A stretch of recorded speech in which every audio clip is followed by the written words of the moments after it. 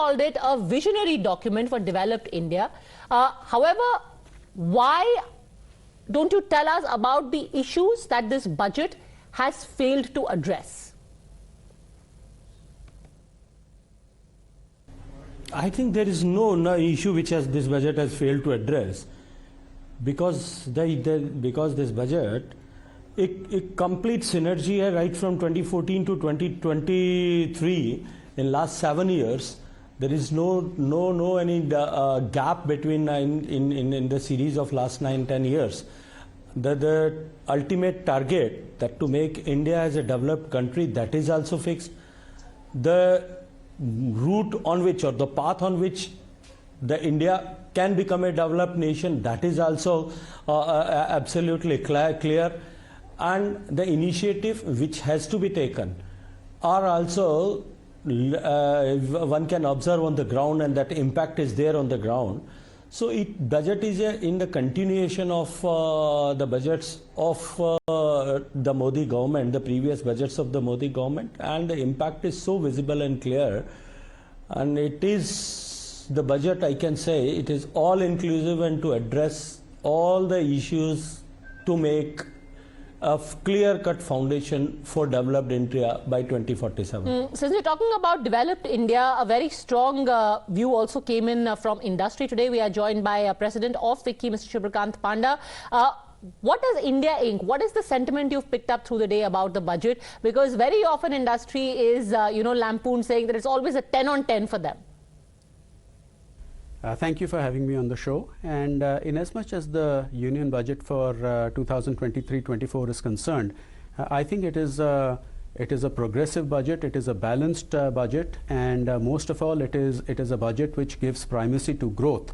In fact, leading up to today, if there was one thing that FICCI and I think every other industrial chamber or sections of industry were focused on, was that it needed to be growth oriented, and I think that is precisely what the finance minister has delivered, with a significant increase in the capital expenditure outlay to 10 lakh crores, representing 3.3% of GDP. And in fact, if you add the grant and aid to states, then that number goes up to 13.7 lakh crores, or 4.5% of GDP, which is very, very significant. And what has to be kept in mind is that when you talk about public capex, it has a multiplier effect, and it has a knock-on effect on practically every sector of the economy, and that is something that will be very beneficial. I think a standout feature of the budget also has been its inclusiveness, in the sense that from a MSME perspective, the additional outlay of 9,000 crores to the revamped credit guarantee scheme, which will enable about 2 lakh crores of credit to flow to MSMEs in the country, is very significant. And of course, the cost of credit is slated to come down by about 1% under this scheme. And this is something which is important, because as you know, MSMEs are a very important part of the ecosystem, and they are the largest employment generator. So this support was very necessary, as is the fact that MSMEs often complain about delayed payments, and therefore the change from an accrual basis accounting to a cash basis accounting, which is that payments to MSMEs would only be allowed as deduction when they are made, not simply provided for, I think will go a long way to address the difficulty of delayed payments often faced by MSMEs. And one other point I would like to highlight is the focus on ease of doing business, where not only have a significant number of compliance touch points been done away with leading up to the budget, as well as more than 3,400 rules and regulations which are obsolete being struck off the statute books.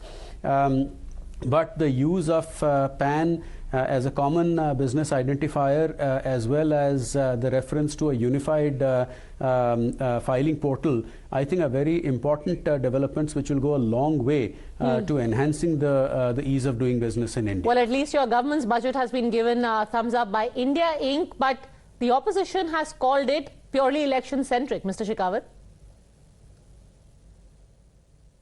So I think the people who looks everything with the eye of elections, they can say this budget is election centric. Otherwise, see, the initiatives what has been taken to create the infrastructure growth can provide a solution for the employment generation as well as to keep our economy going high.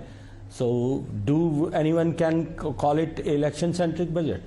The Jal Jeevan Mission, for which, or Pradhan Mantri Awas Yojana, for which government is working with commitment for last couple of years to achieve the targets within the time. So can anybody call it election centric decision?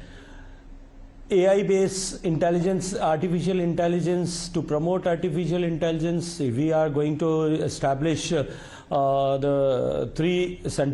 four center of excellences along with our IITs. Can anyone call it the election centric budget? Or 156 nursing colleges will be open along with the medical colleges which has been started by Modi's government only.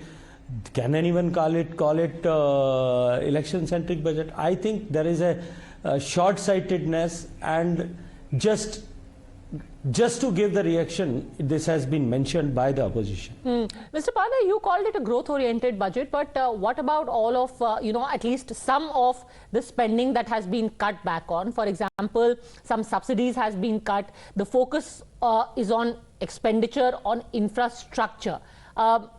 Slightly discriminatory. That's the critique by some. It is certainly a balanced budget because, I think there are two parts to this question. One is that if you look at a cut in various subsidies, while I haven't seen the fine print of the budget, but I would guess that a lot of it has to do with the reduced lower commodity prices and an expectation that going ahead that will translate into some cost savings. But in as much as the allocation to capital expenditure is concerned, it is precisely this allocation to to create an asset which will have an impact both in terms of generating employment as well as adding to efficiencies as far as the common man or even the corporate sector is concerned, because money spent on roads, highways, ports, airports, etc., all end up having a very positive impact when the projects themselves are complete. So yes, I think it is a balanced budget, and it is something that from an India Inc. perspective, I think is being appreciated quite a lot. Final question, Mr. Shekhawat. The budget doesn't aim or really lay out much of a roadmap about how issues like inflation and unemployment are being addressed. What do you say about that? So I just wish to ask one thing. Since 10 lakhs crore has been allocated for infrastructure development, that expenditure of 10 lakh crore, can they reply me that whether it will create employment or not? 70,000 crore rupees have been allocated for Jal Jeevan Mission, whether it will create employment or not. The 67% plus growth has been registered in Pradhan Mantri Awas Yojana, whether it will create the employment or not. Railway budget has been increased manifold, whether it will create employment or not.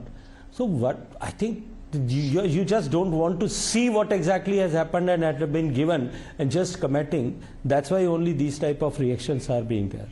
Okay, Mr. Gajendra Shekhawat, Mr. Padna, thank you very much for joining us. In fact,